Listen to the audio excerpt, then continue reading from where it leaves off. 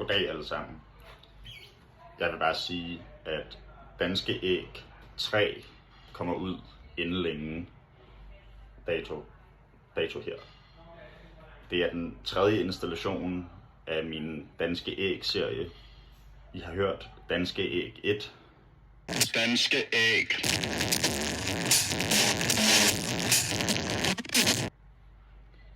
I har måske hørt Danske Æg 2. Jeg udfordrer dig til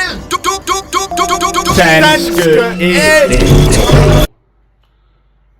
Og så her inden længe, der kommer Danske Æg 3. Og jeg glæder mig rigtig meget til at dele den med jer. Jeg ved godt, hvad I tænker.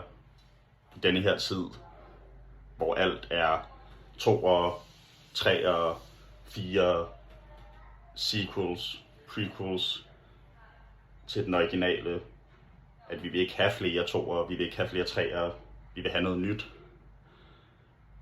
Jeg ved godt, at de sikkert er bekymrede over, at Danske Æg 3 kommer til at være ligesom The Godfather 3, Spider-Man 3,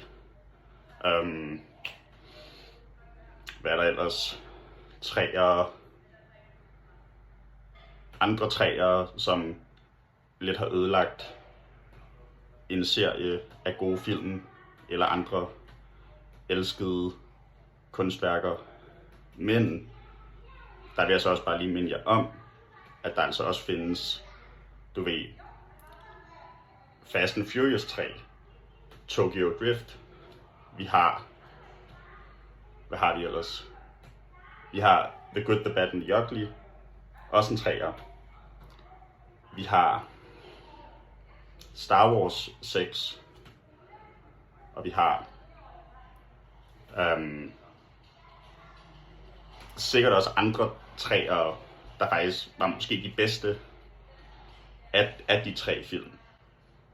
Og nu er det ikke en film, og det er en sang, men vi håber alle sammen her, at Danske Æg 3 kommer til at falde i den sidste nævnte kategori.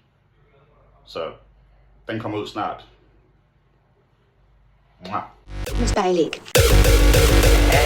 Æg.